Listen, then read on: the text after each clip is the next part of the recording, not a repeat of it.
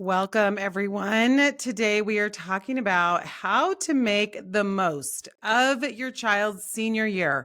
If you are listening to this, you probably have a senior, or maybe you just have a teenager and you're looking forward to when you're going to have a senior. And we just want to talk all things senior. How do we prepare ourselves for this transition and also make the most with our child of this really special year, because it is the mark of the last of the 18 years as we've known it. We have our dear friend, Courtney DeFeo, on today. She is the new host of Pardon the Mess podcast. She is so incredible at encouraging parents and women. And so we knew that when we were thinking about who to have on, that she was the person that we wanted to have on this particular episode. She serves on the board for Girls Like You and Lighthouse Family Retreat. And her deepest desire is to encourage people and give generously in a way that draws people to God. And she will do this in this conversation because she does it with us every single day. We talk to her. She lives with her husband, Ron, and two girls in Dallas, Texas. She is passionate about Jesus, coffee, Auburn football. That's right. Coca-Cola Classic. Her dog, Maisie, spending time with friends and family, and finding deals at TJ Maxx, which is so important. So... But I will say they're kind of going downhill. I'm sorry if you're a Maxinista, but I've been a little disappointed in the last 5 years. But I'm still faithful to Dick. Okay. Thanks for having me. Side note. Thanks for having me. Well, Courtney, you're heading right into the senior year personally. So how are you feeling? Well, it's funny you asked me because I'm like, I don't know. You two talk. Like, y'all are ahead of me. So I'm like, can we just like reverse this and y'all just talk and I'll just sit here and cry? But I am feeling all of it. And it's just crazy. I think y'all would relate that I'm sad. I cried last night randomly on the couch. Like, I just let my mind go there. And I started crying. I'm excited for her. Like one of my best friends that I went to college with said, I would just get so sad about all the stages. Like, I don't want them to go to kindergarten and I don't want her to go to middle school. And she said, they'll be ready. Like if you're got a 5-year-old, you can't even imagine what it will be like, but they grow. And so like at kindergarten, you're not going to send them off to college, but as a senior, she's ready. Like, and that is so why it's hard because you're so excited for them. You're sad for yourself. I like her so much. Like, I just want her to be my roommate for the rest of life. I'm grateful, like, as a parent to look back and go, so much of the stuff we do as parents, like, it was worth it. Like, and you, if this was our regular like job at a corporate office, we'd be like, hey, we're going to put in all this effort. And in 6 months, we're going to find out if the project was successful, if we get the promotion. But a lot of this stuff, you are throwing stuff at the wall, praying that some of it sticks. And I'm starting to see the fruit of like just hours and conversations and Jesus really in them. But so grateful, excited. I have a weird piece like about her college that I haven't always had. I just know she's going to end up where she's supposed to be. If I'm in an unhealthy spot, I'll go to panic and manufacturing that decision. But I know she's going to end up in a great place. And last thing I'll tell you is one of her school like advisors, principals said, you know, there's like 39,000 colleges that are dying to have you there. There's about 1,000 that are pretty competitive. And we get focused on those couple that we might not get into. And it's like, you're going to college. Like, it's a blessing. Like, we can afford it.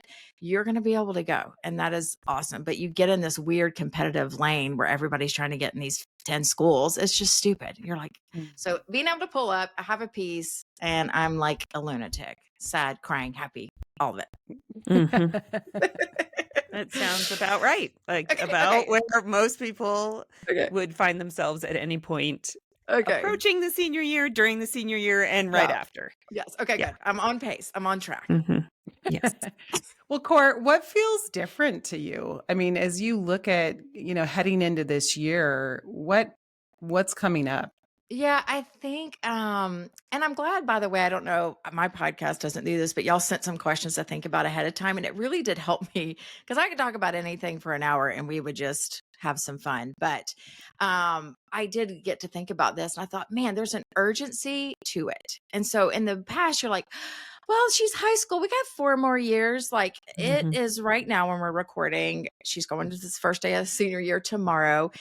There's a limited time to it. Like it's not like she's going to die. She might live with us again, but in about a year, she will be going off to college. And so there's so much of truly awareness in the gaps. Like I'm going, oh man, I really haven't told her to work with a budget. I wish I'd done that. Or Ron and I aren't the best we've ever been in our marriage. And my friend said to me, I will lay in your driveway. Before she drives out of that thing, she's going to see you guys connecting in a great way. And so I think it's both. It's like excitement of all the, like, I'm always intentional. Like I feel like this one of my strong suits as a mom, but I'm very intentional right now. Like I'm very intentional about what are we doing Christmas? What are we doing for Halloween? Like we're going to that corn farm we forgot to go to, or the corn maze. What are we doing spring break? Like I'm super intentional and I'm high, like it's like high alert. And I just want it to be such a great celebration for her. But I'm also noticing some gaps. I'll give you another example. We say yes to so much. I'm like the yes mom. And I'm realizing like the other day they went to get their nails done and 3 of the 4 girls were paying for it on their own. And mine are just lobbing in there with Apple Pay like it's a party. Like moms, it's on mom. And you go, holy crud. Like she's going to go to college in 1 year and I'm going to have to teach her like you can't get nails done, lashes curled, highlights. Like it's just real life is coming at me fast. And so urgency. And then the last thing I wrote down is like, I get to versus I have to. Like what seemed like an inconvenience before, like, oh, I have to have their friends over. Oh, I have to take waters.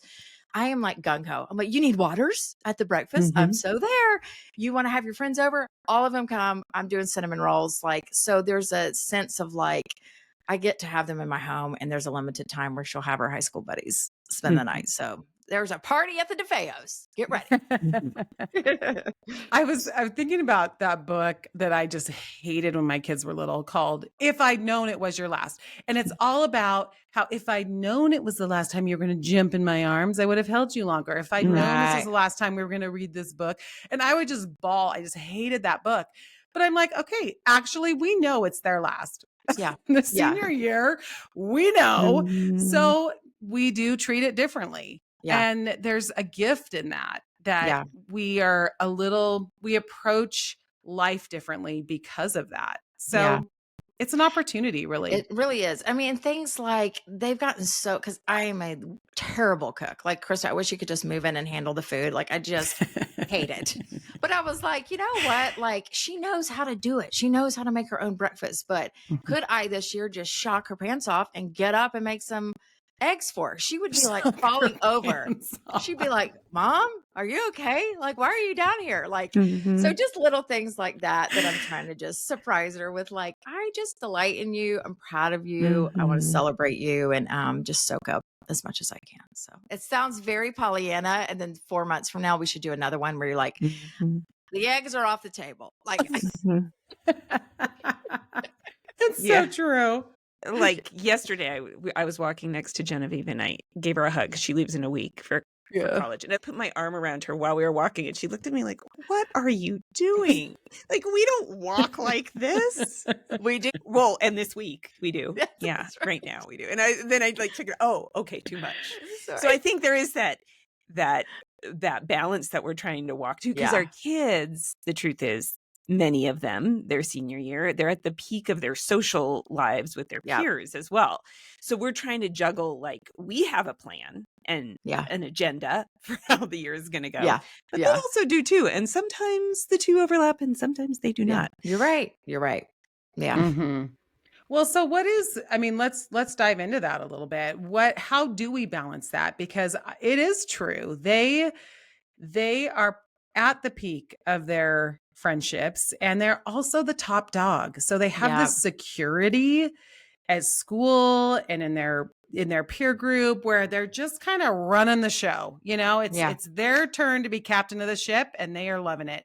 Right. So, I mean, and I'd love to hear from both of you on that. How do you balance that tension of, I want to spend a lot of time with you and you're wanting to spend a lot of time with your friends and at school or at your activities or whatever. Yeah. I feel like Ella's not a fair example because she's my homebody. Like she wants to be home.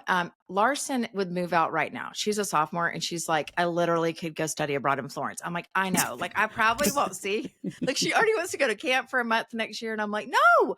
Like, so I have two different temperaments. And that would be the first thing to tell you is like, don't panic if either case is true. For Ella, she's got some solid friends, but she really loves, like, we're at a good space. She's over that hump of being embarrassed of us. She's over that hump of being annoyed by us. Like, she really does like Ron and I. And so we're at that space where I'm like, I love it. And so we have their friends over a lot. We're kind of the house, which I always wanted.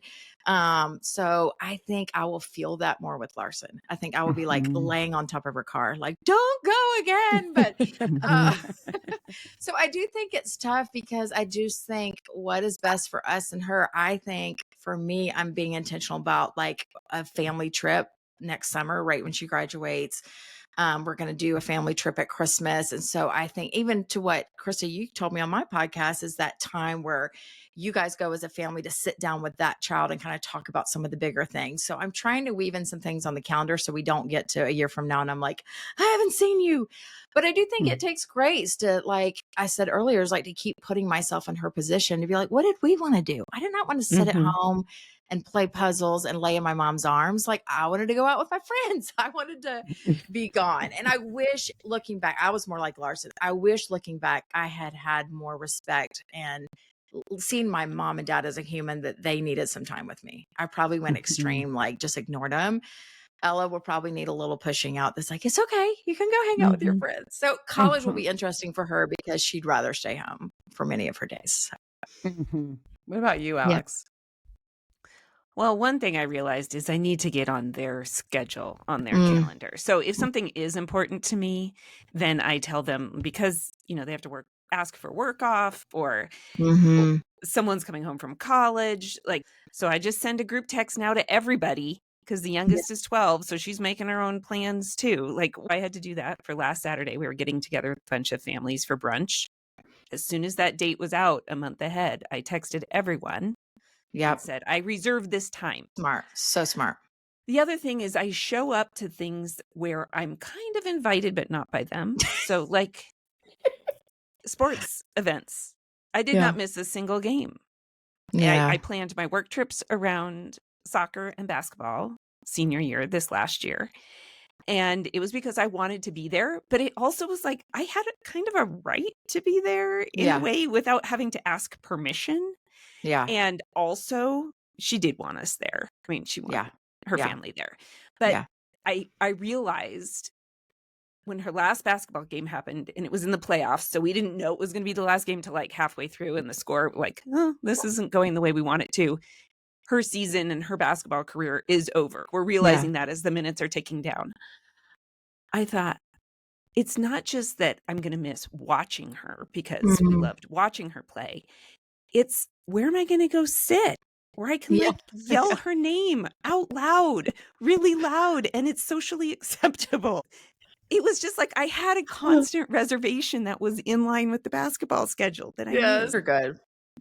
What you made me think of was like, and this is like an aha for me right now, is like, it's almost that love language to go like, and even a conversation with her to say, what would feel loving to you? How would support land with you versus that's embarrassing? Like orientation yesterday, I'm just trailing her like so there. And she keeps looking back like, please stop following me. Like I'm a senior in the hallways and I'm just, it's like a documentary. I'm just following her with a camera. And she's like, I could tell in her face. I was like, I got to get out of the way. Like she was.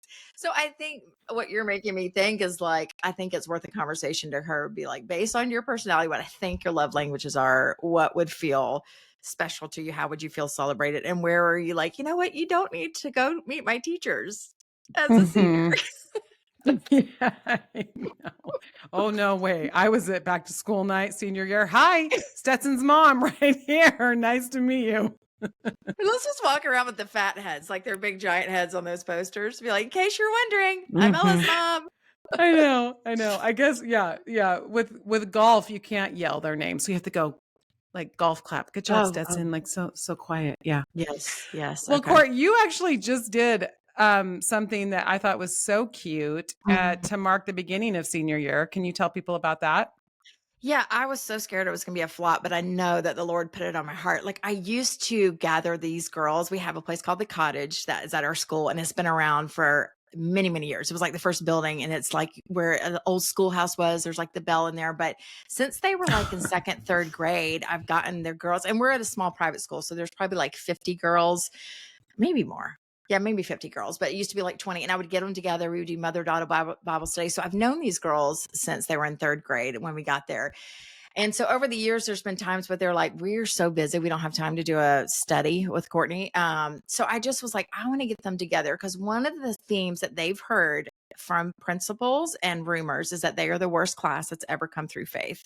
And that lie, I'm That's serious. great. And I'm Wow. serious. They replay that over and over again. They do have some Mm. boys that can be challenging, but they have a reputation that is actually not fair.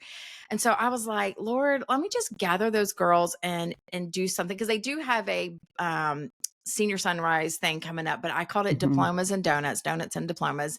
And I just said, if anyone's available, y'all come up. I've got iced coffee and donuts. It was super fast. Like it was like last week. I just whipped the thing together.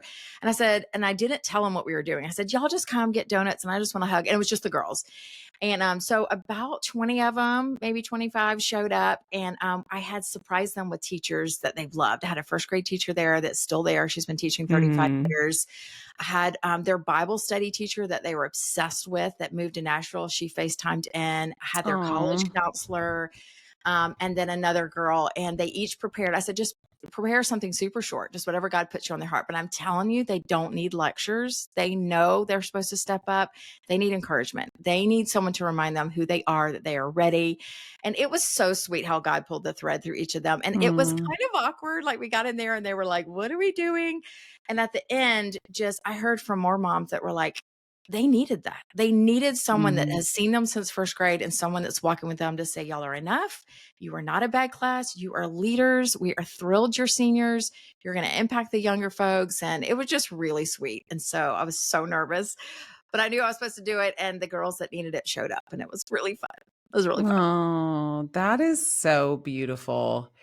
And it speaks to that there's an element of risk. And we actually talked about that in another interview Yeah. that's in this same series, but there's an element of risk as the mom when you're Yeah. putting yourself out there to Yeah. organize something special. And Yeah. you took it and it usually pays off, I would Yeah. say. Yeah. But it's not like you go in with a little bit of fear too. Can you speak to Totally. that? So I haven't seen some of these girls in a long time, and some of them are new and have no idea who I am. So it was a risk for them to be like, "There's donuts, and what are we doing?" I'm like, "Just come, it's great."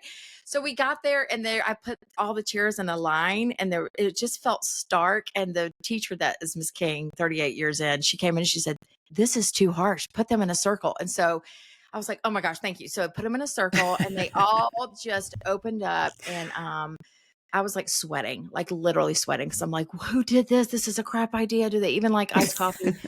And then as I watched each of the women say what God put on their heart, and you watch the thread go through, and then I was like, it was worth it. Like if one of them just got to know Mhm. somebody. And then at the end, I started getting the messages from the parents that were like, you have no idea what they need. They needed that. And so it was so thrilling. And it wasn't a big cost. I'm like, it was 2 dozen donuts and some iced coffee. Like it just Mhm. wasn't. Um, so yeah, it's scary. It's like no one's scarier than a group of teenagers. And you're like, I'm 47 and confident, but I'm terrified. Well, so how do you, I mean, I would love for you to really talk through, like, how do you push past that fear and still do it?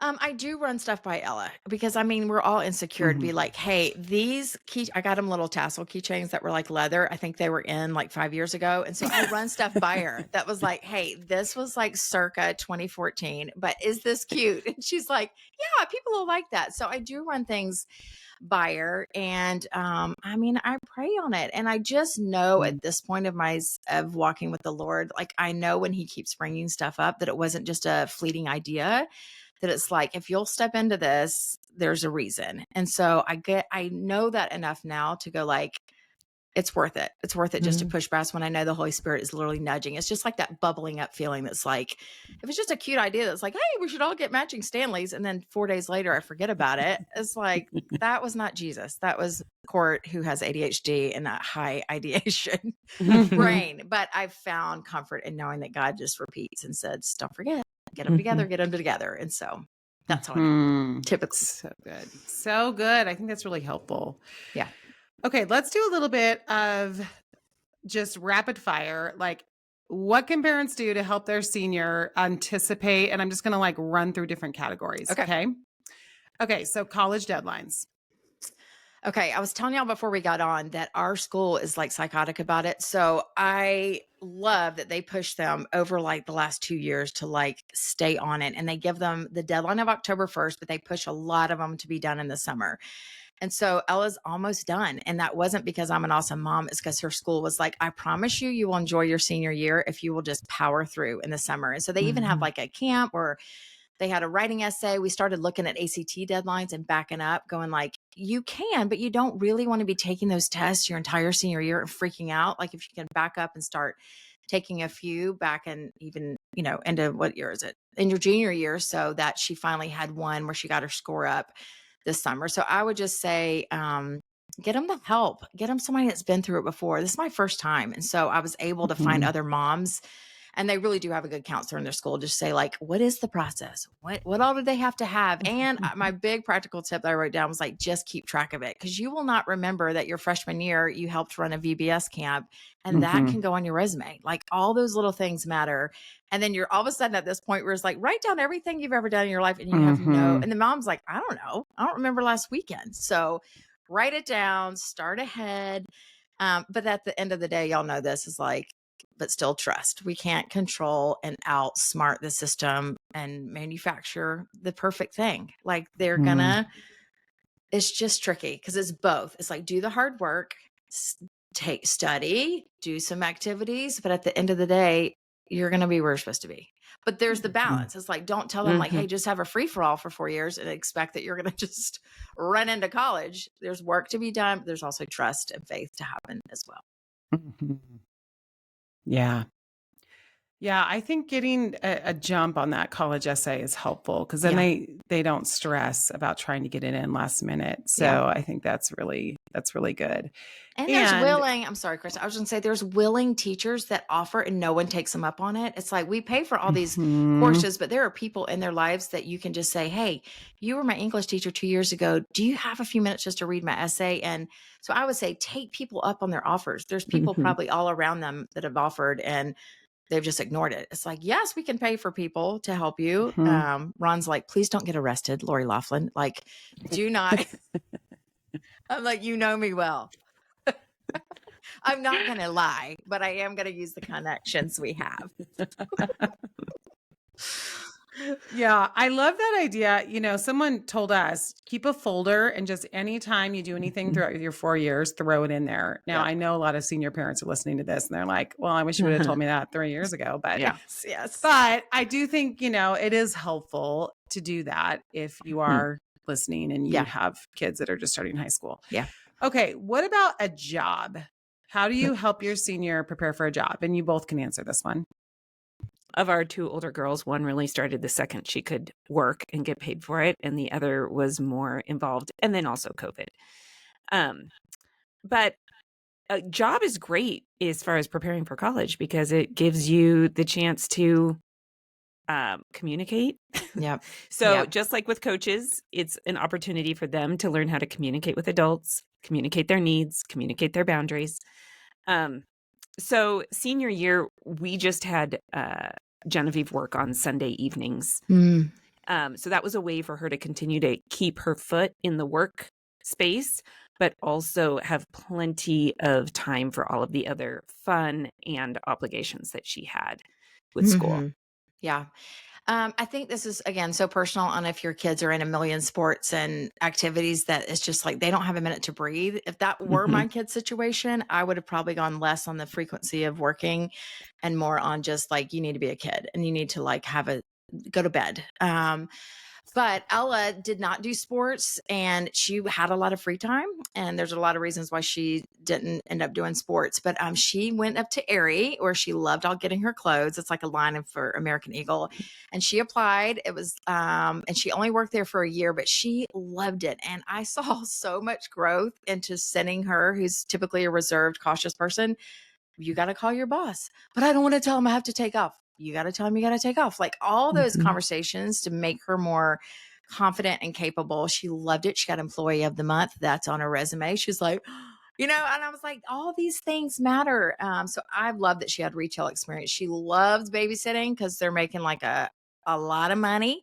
And she's got a family that she babysits for all the time. Larson just walked in at 15 and was like, I'm getting a job. And I'm like, wait, what? So she's I mean, this is my kid that's like literally walks in, gets the application, interviews, but she's getting retail experience too. And one side thing I will tell people is Ella thinks she wants to major in event marketing or events management, but she doesn't really know what that means. Like, what kid knows what majors mean? They're like, what a doctor is, what an accountant is, but like some of these like communications marketing, it's just fuzzy. And I don't understand how a 17-year-old is supposed to know, but Ron works at American Airlines and they have a humongous event team that does all these things. And so he told them, hey, if you ever need help, Ella wants to just get experience. And so more than getting paid, there's also ways for them to just shadow. And she went and worked one of their big events for D-Day. And there's 102-year-old people coming in from D-Day. And she worked the registration table and loved it. But she got to see and pick up so much of like, she got yelled at because somebody wasn't at the table they were supposed to be at. And all those dynamics. It's like, it sounds cushy to do corporate events, but there is like schlepping. Like we are picking up napkins. We are dealing with people that are cranky. The name tag's misspelled. And so she's only done that once, but she already reached back out to that lady and said, if you ever have another one, I want to do that. So mix that. I think if your kid's got a lot of commitments and you're like, well, how would they fit that in? There's ways to do like a one day here and a one day there, even if they're not paid, just to get some real life experience. I love that. That's a great third way. Third way thinking. So good. Yes. Yeah. I mean, Stetson's job that he had periodically in high school. And what's nice about that is once they know you, they'll be flexible with you. Yes. And they'll say, okay, just don't work during your season, but come in the winter for a couple days a week or whatever after, right. So, but that got him a really competitive practicum this summer with a financial group that is kind of in the career field that he wants to go into. Love it. And it was really competitive. And they actually said his sales experience, his sales numbers from this golf store he worked at helped get him that slot. That is awesome. I do think people look favorably on jobs because they see some work ethic and they see some experience there. So I think that's good to keep in mind as we're looking at like how to help our kids move toward a future that they want. Yeah. Yeah. Okay. I love Next that. category. Ready? Ready. Parties and substances. Okay. God, I'm the worst person to have on this with Ella because she's like, no, thank you. I'll stay. But I do think she did ask me one day, and she would say that she's not popular. She's known and she's got a lot of good friends, but stereotypically, the popular crowd gets invited to the parties. And she said, I just wish I drank sometimes because then I would get invited to the parties. And so those are tough conversations to go like, you're not missing out, I promise. But it feels like that. And so I think a lot of the conversations are about to happen with us because there's no way around it in college. Like, not to say she will drink, but she will be faced with decisions much more frequent than she is because her friend group just doesn't do that. Like they're like singing Sound of Music and like going to get ice cream. And so I think my other kid perhaps could be a different story. I don't know. But I think we talk openly, and it goes back to like purity. Like the conversations my parents and I had, they were amazing, but it was like a one-time conversation. These things are horrible. You will be in trouble, the end. And so I think as our generation, we've had conversations about, hey, I drank my face off in college and here were the stupid things I did. And I don't recommend you do it.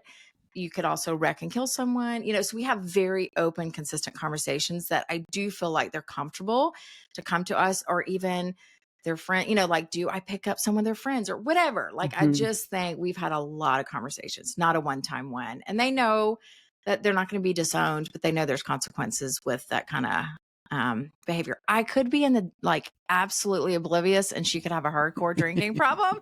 I don't think so, but tell me, give me advice because I think Alex, do you want to add You want to add to that? How do you handle that with a senior? Well, we for sure have loosened the rules on lots of areas, like curfew and just all kinds of things, because we have said this is your transition year. We knew that she was going to go away. Not every kid does, but she was going to.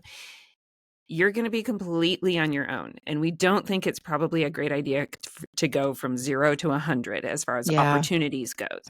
So we want to ease up. And we started that her junior year a little bit. Okay. And I think having an exchange student last year forced me to have those really blunt conversations, because there were a lot of things that were just kind of understood within our family. Yeah. But I had to be really direct with a child who wasn't mine, who was coming from another culture and other expectations. Yeah. So like fentanyl, I was freaked out. It's an issue. I'm like, no pills of any kind. So the fact that I had to say that, it makes my heart sad. And at the same time, I thought, this other child's mother is entrusting me with her safety. So that was almost a gift, because it forced us to have some really blunt conversations. And a lot of it was like, I roll like, Mom, you don't need to tell me that. I'm like, I know, but I need to tell Julia that. Just and FYI, in the process, we're all hearing it. Okay. Right. So Well, Krista, you said that, and like how y'all's trip with, and I'm sure you've talked about on here, how you go away with your children before they go to college to talk about, and that really opened my eyes to go like, because of Ella's experience in high school, she's going to be really innocent. And like, I have to be like, hey, there's these things called roofies. Like, you know what I mean? Like some safety conversations that need to happen. It's less about don't get drunk and all that. It's more of like, hey, this is what's going on in the world and you need to be smart and you're female. So those things I have yet to chat with. I know she's aware of, like, she's not completely clueless, but just have some blunt conversations like you're saying, Alex. So send me all the notes. Yeah. I mean, I do. I think with seniors, it's less about trying to control their behavior and it's more about, how do I help you become a young adult that's going to thrive? And I think the more we can really encourage that kind of language. And so even, with especially my younger kids, I would say I got better at this over time. Unfortunately, we cut our teeth on that oldest one, but, I got better at it, at just saying, okay, here's the blanket statement as well. Like, if you ever are in a compromising situation, do not get in a car ever. We will come get you. No questions asked. I actually will say, you will not be in trouble for calling us. That's right. Because that is a key factor. If they think they're going to be in trouble, they won't call. And so that's right. I kind of learned this over the years. And so, just that whole idea of, they are going to be on their own next year. After they're out of our home. And how can I prepare them well and kind of give them that independence and still have those really blunt conversations that are like, this is so serious because your life is at stake. Yeah. And that is real. We just had a friend who her son experienced that in college, where his best friend in college did pass away because of an accident that happened. Yeah. So, I mean, these are real. It's not like we're making this stuff up. And I think the more we can give our kids independence as a senior, the more they can then internalize that and say, okay, I see they're not just being crazy. These are real concerns. Well, and I think on Part of the Mess, I say this every week. I'm like, there's no formula. But I'm like, we know that, but are we behaving that way? Like, we would all let everybody that's like a younger mom right now is taking notes. Like, okay, step one, like we want there to be A plus B equals C. And then this kid turns out fine, but it's just not that way. And I found even our school's a Christian school, and even the variance of how parents handle this, there's parents that are literally hosting the parties and providing all the alcohol. We don't have it in our home, but we don't freak out if somebody does it. So it's just such a unique thing to figure out for your family, for your kid, for even the history. There's alcoholism in my family, and having those conversations with her to say, this is different for you. Like, this is a different experience. So I just want to encourage people that I wish we could say, like, if you do this in 9th grade, then this in 10th grade, and this in 11th, it's all going to be neat and sweet. It's like, what house were they at? And what was the first time they tried a margarita? And we're like, well, that's good. There's just so many variables, but I am proud of this generation of parents. I feel like we're realistic. We're not as rigid. Like, do we want the best for them? Yes. But sometimes I see Christian parents expecting perfection when it's like, what were you doing at 15? I got news for you. You are not holding up to those expectations of yourself. It's not to give permission or this open free. It's like, well, I was bad, so you be bad. It's just, let's lower our expectations and not be so hard on them. Because I do think if we're too hard, they're going to run and they're going to do it more, is my thought. But, yeah, I appreciate that a lot. Appreciate that comment a lot. We see it. Yeah. And honestly, I've grown in that. Like I think I was harder on my first than my fourth, hands down. And she'll be the first one to tell everybody. Same. The first one, you're like, I'll just get you a gift card. I'm like, I'm so sorry. I'm so sorry. I didn't know. I'll get you a gift card. Okay. Okay, next one. Let's talk about dances. Homecoming, prom. How are you going to prepare your senior for the dances? Okay. So we're really all about the fashion over here at the DeFeo house. We love getting dressed up. We love dresses. I have 2 girls. And so my modesty rule, not that you're asking that, but like, it's so funny when you have little kids, you're like, I will never open goldfish in the middle of the grocery store. And then you get an actual kid and you're like tearing into like boxes. And then when you see older girls with like these short dresses on, you're like, hey, what are these mothers doing? They're like hoochie mamas. And then you have an actual teenager who's trying to fit in and try to wear what her friends are wearing. So my rule with us is we can push it in one area. We are not going to wear a short dress, a skin tight dress, a low cut dress, and a backless dress.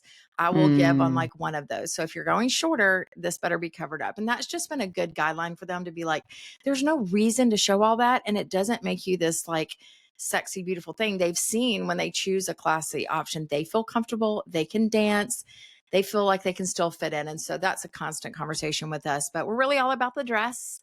And they have learned to go with friends. Like sometimes they have a date and they wanted a date so bad, and then they don't even talk to them and it's awkward. And so finally we're showing them that like, hey, you can go with a group of friends and it's okay. Like you want to be sought after so bad, but then they're seeing like you force it to happen and you're like, that was the worst night.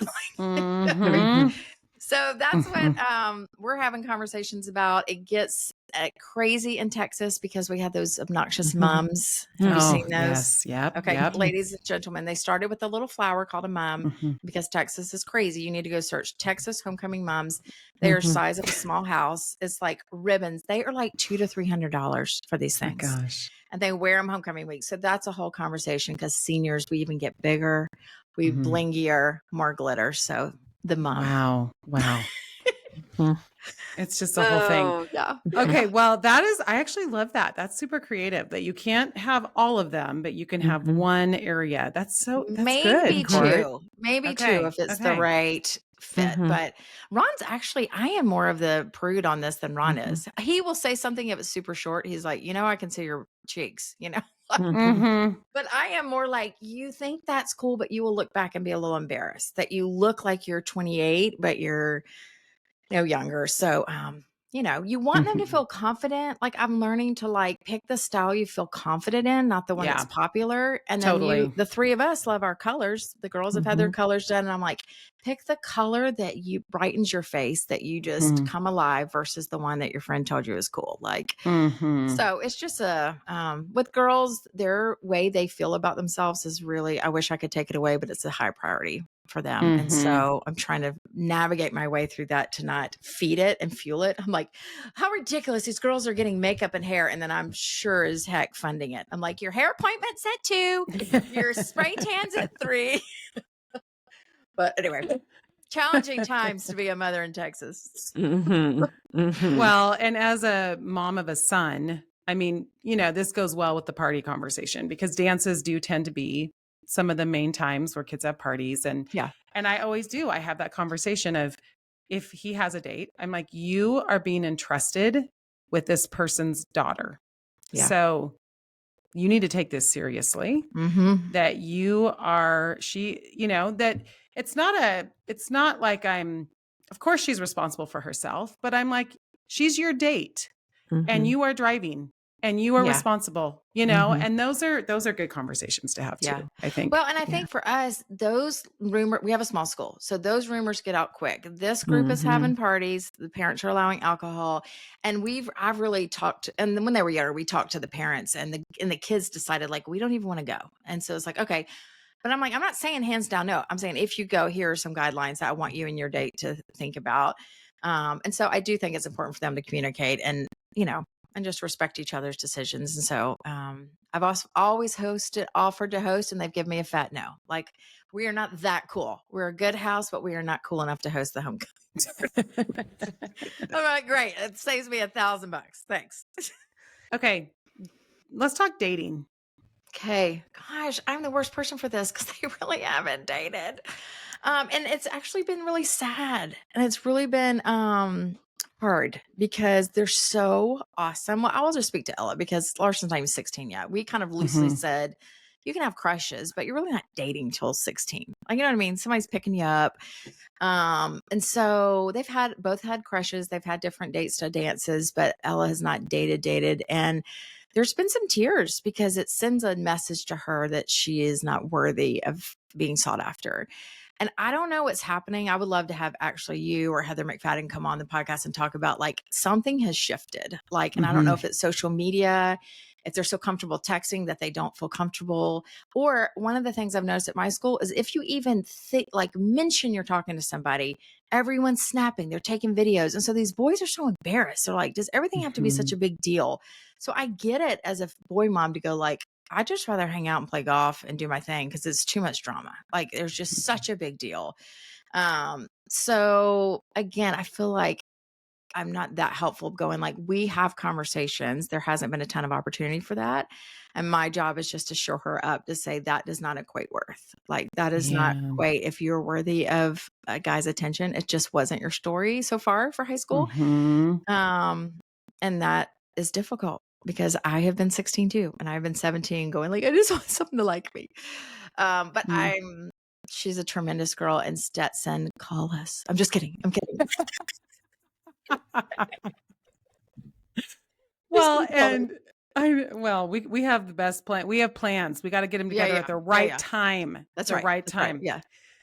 Well, it is an interesting thing because on one hand, they actually, I think, have a better senior year sometimes if they're not dating someone because they're having more fun with more people. They're out and about. They're doing things instead of spending all their time with a boyfriend or girlfriend. That's right. And so there's a real benefit to that. But like you said, there's a challenge to that in that they may have some feelings about not having that person. Yeah.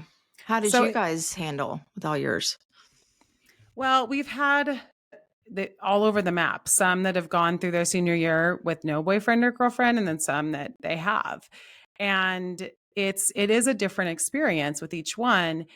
And I mean, dating is just a whole topic, right? Where, I mean, again, they're making more adult-like decisions because they are older. And so having those frank conversations, because especially if they've been dating for a while. Yeah. So if they've been in a relationship for, you know, let's say even 6 months, I mean, premarital sex. If we're talking premarital sex, the statistics are after 3 months, there's a certain jump. After 6 months, there's a certain jump, right? As their intimacy grows, that's just what happens. And so not having those conversations is a little bit burying our heads in the sand. Exactly. And so we really do. I mean, because good kids still make bad decisions. And that is, you know, to say my kid would never do that, I've just learned that just isn't the best approach because. Well, and just say that that's not normal. If you like somebody and you're a female and you're attracted and you want to do that, of course you do. So I just think there was a gap in conversations for me, for anyone saying like, that's not wrong. It's normal. It's just better if you wait. And here's why. It's like, but you wanting to do that is like how the body works. Like, and especially when you start falling in love with someone and like you said, emotionally connecting and all that stuff. And so we've definitely had the conversations, but tricky stuff. It is. And you get so invested in their person as well. And so I've also seen that That is helpful when you, just like with their friends, when you take an interest and you love them because your person loves them for however long they're with you. You just love them. And that, I think, is a real gift to your senior. Love it. Love it. Okay. How about senior spring break? Okay, so we just had a meeting last night. We decided to do, and this kind of comes full circle in all of it. We decided she has a group of 4 and they've been best friends since freshman year. And it's just been so sweet. And so we are going on something tropical. They just want blue water. And we're going to take, and actually we gave them the choice that we said, do you want to chaperone? We don't feel like y'all are at the point where we can drop you off in Mexico. Like, do you want one of us to go and y'all can just stay down the way? Because I wanted to be realistic. And they said, no, we actually want all of y'all to come. And so we're doing 4 moms and 4 daughters and trying to pick a place right now. And so we're super excited, but we had some frank conversations last night around like, hey, there's an all-inclusive resort in Mexico that a lot of people go to in Cabo, and the drinking age is 18 and it's a big scene.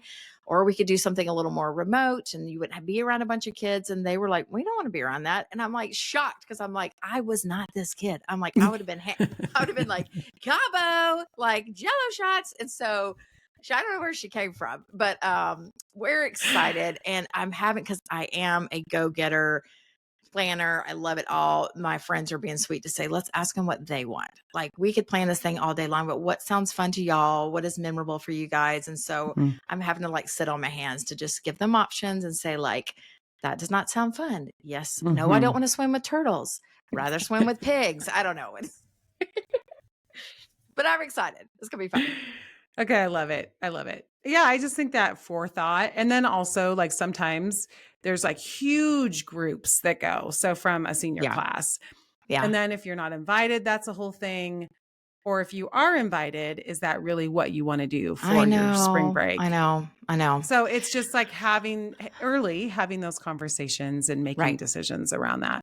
Well, and just letting go. Cause it's like, we act like we're going to control it. I was like, hey, a few months after that spring break, they're driving away and going to live alone on a college campus. So being realistic to say, you can do that. I trust you, but here are some things to think about, And so if she had said, yes, we want to go do that, I mean, we would probably be supporting it and just having conversations, but they chose my sweet Ella. I literally don't know where she came from. She's not her mother's daughter. Okay. Any other comments about prom? Any way you might prepare differently for prom? Prom. Okay, yeah. I will say, because of our situation, I wish we had done more girl-guy hangouts. And again, our school is small, so maybe this is just unique to us, but like, it's such a big deal to go to dinner with a guy and sit next to him that she hasn't had a whole lot of practice. And looking back, I wish I would have had more I just connect with girls. I'm a girl mom. So there wasn't a lot of times where I was like, have the guys come over.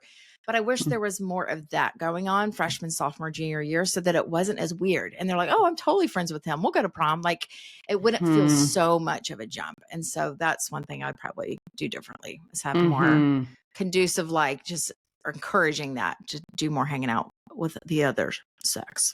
Totally. I would say for prom, that is a night where everyone spends the night places and groups spend the night places. And so, I mean, I know we keep coming back to conversations, but maybe you want to create something fun that everyone's going to do, and you're going to have boys and girls spending the night, or maybe not. For some parents, that's a hard line. Nope. It can be all girls, but it can't be co-ed. For other parents, they're like, if it's a safe environment and if I trust the parents, it's okay with me because I know they're going to be, I mean, it's just, it really is complicated. Prom is actually a stress point for parents. It is. Senior year. And you do worry about what's happening on prom night. And so I would just say, be proactive. Yeah. If your child is willing, host something at your house, make it really fun. Have parents join you, have a lot of glow in the dark stuff, have games, have food, and let them stay till 3 a.m. and then go home, if you don't want them to spend the night. So just be proactive. But I do think that is a stress point for parents. It is very stressful. Yep, absolutely. And you don't know, like, as a parent, like, well, they're just not going to go. And that sounds easy when you've got a 3rd grader. And then all of a sudden you're like, there's social suicide. And am I there's a lot of conversations that go into, but it's not as easy as it appears. It's doable, but it's complicated based on the kid, the social dynamics, the parents hosting, like all the things you said. It's complicated, but right. Okay, graduation. Any prep for graduation? oh gosh, I haven't thought that far. Right now, it's so funny. Her graduation date is Ron's 50th birthday. How Oh, crazy you're is that? kidding. I swear. So we have decided, obviously all the grandparents are coming and we live far from family. And so we are trying to like figure out how to make it a weekend that's so special to her, but also allow them in because they love them so much and they're not here for all the games and all the things. And interestingly enough, they do parties as groups. And so we're doing that May 3rd. So that's a couple weeks before. And she said, I just want family there too, but not the grandparents.